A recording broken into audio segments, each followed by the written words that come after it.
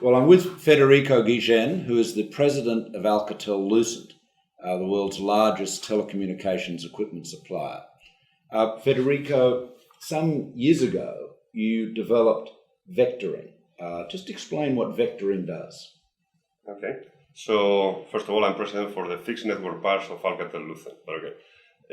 Vectorin is a technology that allows copper pairs to behave in fiber type of speeds. So what we are doing is cancelling the noise, what is called crossstop in the binders of copper, and bring VDSL into their maximum potential. So we get a speed up to 100 megabits per second at a very decent amount of distance, which is in the range of the 500 meters. So at 500 meters in the field, not in the lab, in the field, you are delivering 100 megabits per second on vectored VDSL. That's using the old copper lines. Mm-hmm. Is that right? Exactly. So what we are offering the operators is the possibility to bring the fiber into the place of the network that they want. The closer they go into the home, the higher is going to be the speed that they get with the last tail of the copper. Yeah.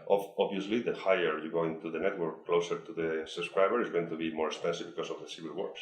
But then, at least, the operators have the chance to decide up to which point. Okay. Now, I was just talking to John Choffey a little while ago, who said that the vectored VDSL solution had become so good, and of course it is an unshared channel from the node to the customer's premises. He said that it can deliver at peak times higher speeds than GPON, the fibre system being used by NBN here in Australia. Is that right?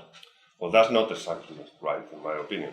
You can, with vectorin has the advantage that is point-to-point, therefore there is no shared medium between the subscribers. Okay, so just to be clear by that, so if I've got my VDSL node here, and every vectored VDSL copper line is unique to the particular premises, it's point-to-point. Exactly. Whereas if I have my GPON fibre distribution hub here, in that PON, that passive optical network, those customers are sharing that bandwidth. And how many customers and how much bandwidth are they typically sharing? Yeah. Normally the split ratio, which is how that we call that, is in the range of 32.